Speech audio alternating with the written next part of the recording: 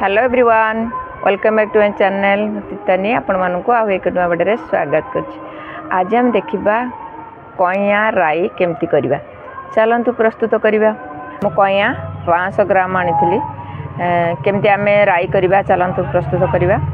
प्रथमे कइया को बाछि परिष्कार कर देबे।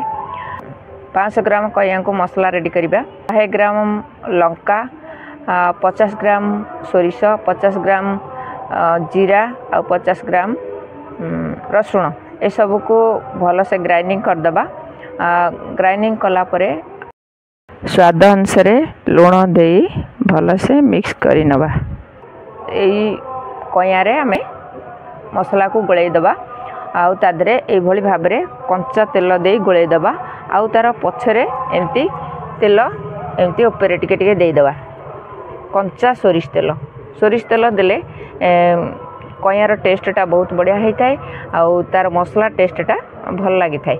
आउ तापरे आम एमती गोटे कुलारे कदली पत्र रे टिके तेल देकरी एभली भाव में आम कइया को सुखई नबा।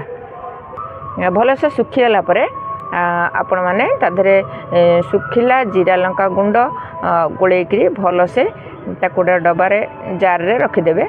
डबा रखंतु बा जार रे रखंतु रखिदेवे। आपको प्राय वर्षे पर्यंत रखी खाई परिबे। बहुत टेस्टी लगे आ बहुत सुंदर लगे। आपण माने आपको भात रे खाई परिबे, आ रुटी रे मध्य खाई परिबे, पिठार मध्य खाई परिबे। जानले तो आपण माने जदि चाहूचंती करिया पई ताले ए प्रोसेस रे करंतु। आ देखिबे बहुत सुंदर लागिवो खाया को टेस्टी।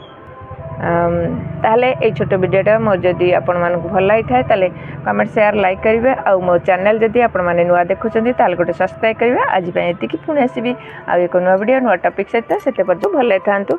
जय जगन्नाथ।